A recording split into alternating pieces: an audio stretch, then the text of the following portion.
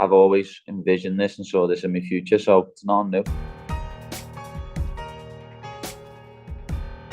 What up, everyone? Shakiel Mahjouri here for CBS Sports, and you know who this is. He fights Jared Gordon in the co-main event of UFC 282, but by all metrics, he is the people's main event. He's a scouser, he's a bonus machine, and he did not charge me for this interview, and for that I am grateful. Paddy Pimblett, how's it going, dude? I'm good, lad. I don't charge anyone for interviews, lad. People talk shit. Yeah, and we'll get, I think there was a bit of a misunderstanding, and that we'll get to it later. It's definitely not where I want to start this. First and foremost, how's this week been for you? I mean, obviously, the UFC sees a lot in you, the fans see a lot in you, you see a lot in yourself, but especially after Glover Yuri fell out, I feel like a lot more emphasis was put on Paddy the Baddy. What's it been like managing all these obligations that come with fight week? Standard. This is just normal to me. Another step forward in my career and my legacy. This is nothing new. I knew all the attention would be on me anyway, even with Glover first year on the card. Easy stuff. I think a lot of comparisons are made anytime we get a guy like you who's got a great personality, has thus far backed it up in the octagon. We start seeing the comparisons to like Conor McGregor, but there are a lot of guys that have come up through the UFC over the years who have great personalities and understand sort of how to throw in the entertainment aspect. Guys like Chael Sonnen, and more recently guys like Sean O'Malley. Who are some of the fighters that came before you that you take notes from when you sort of navigate this process to the top? No one. I'm my own man, lad. I don't follow anyone's lead. I'm Paddy the Baddy. That's it. Simple as. Love it.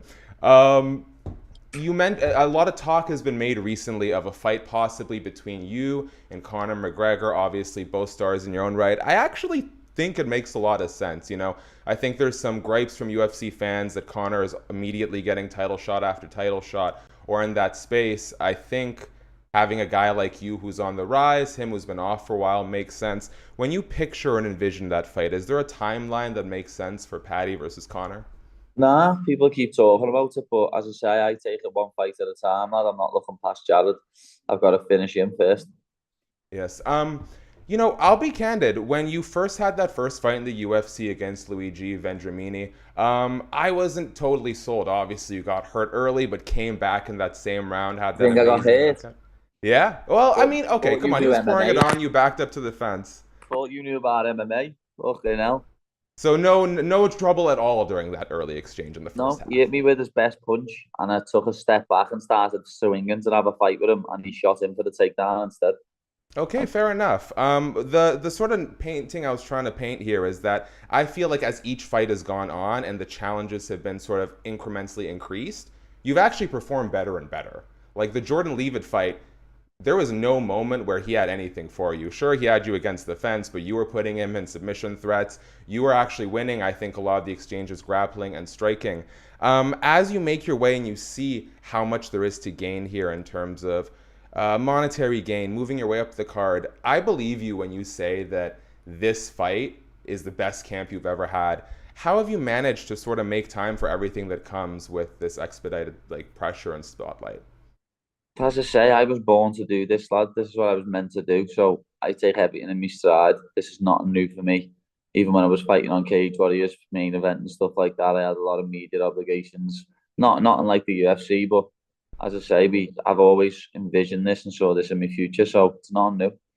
I love it. I would like to, you mentioned it when I kind of made my little joke off the top. You had a podcast with Dana White. I think the internet kind of blew up about it. When you were saying that UFC fighters should be compensated for their time. No, what I was saying was, yes, Ariel wanted me to not do a paid gig, to do something for free with him. And somehow people are defending him. Simple, that's it. Simple as. I don't need to talk about it anymore because that's just a fact. He's come out with his false narrative and said it didn't bother him, but has done an hour and 15-minute video about it. So, we know it's bothered him. He's had to lie and make himself look good, reading out private messages. But we'll address this after the fight. Me and my manager, don't use worry. We've got all the stuff there, and he's going to look like an idiot. Okay, so you will address the voice memo that he put out after the fight. Yeah, the voice memo where I said you want to meet up. Didn't once mention an interview. said, "Do you want to meet up to like have a drink or have something to eat as like a friend?" But you know, he didn't. He obviously never saw me as a friend. Where I saw him as a friend, he only ever saw me as pound signs and dollar signs. I was always just a commodity to him. Well, it seems like you guys have a plan to address that after the fact, so I'll leave that for then, let you focus on Jared Gordon. As we begin to wrap up here, Paddy, I would like to do a little bit of rapid fire away from the fight stuff and get to know you a little bit better, okay? Go ahead. All right, let's do it. First and foremost, you went quite viral recently based on an interaction you had over a ring with a very, very sweet woman. What I want to know is, what did your dog eat to leave such a proper sloppy mess on that poor lady's lawn? Well, that was his fourth shit. He'd already had 3 solid ones, and then he had a fourth sloppy one. So he just had his dog food, and treats. Is that usual for the guy? 4 shits on a walk isn't no. You had a kind of an online scuffle with AEW World Champion MJF. When, if at all, will you make the transition from MMA to pro wrestling to meet up with that guy? When they get the money out. I love it. What is the drunkest Molly McCann has gotten at the 54 Liverpool nightclub? You don't want to know. Drunk enough to send those feet photos?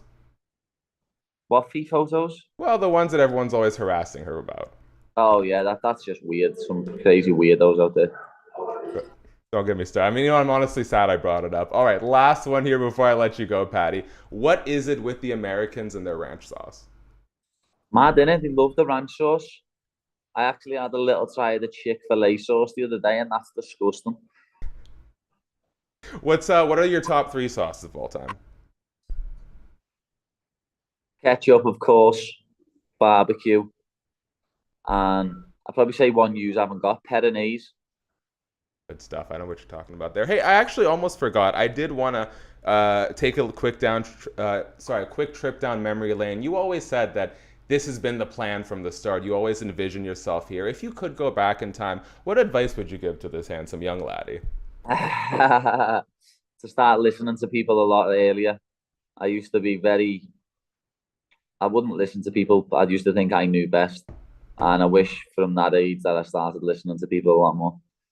Well, nonetheless, look where it's gotten you. Co-main event of UFC 282, Paddy the Baddy Pimblett versus Jared Gordon, Saturday, December 10th at the T-Mobile Arena in Las Vegas, Nevada. I have a weird feeling that the American is not going to be the hometown hero on that night. I want to leave you with the last word, Paddy, so I'll do my part very quickly. Guys, thanks so much for checking out the video. If you're still here, you know what you got to do. Subscribe, notification bell, thumbs up. Give us your official prediction, Paddy Pimblett versus Jared Gordon. Thank you to CBS Sports, as always, for helping the video. Full feature with Paddy in the description of this video. Paddy Pimblett, if there's anything you want to let the people know, the floor is yours. You all know what's coming. The most electrifying fighter on the UFC roster is coming to blow the roof off the gaff on Saturday night. And I'm going to get another finish and a 4th performance bonus in a row. See you then.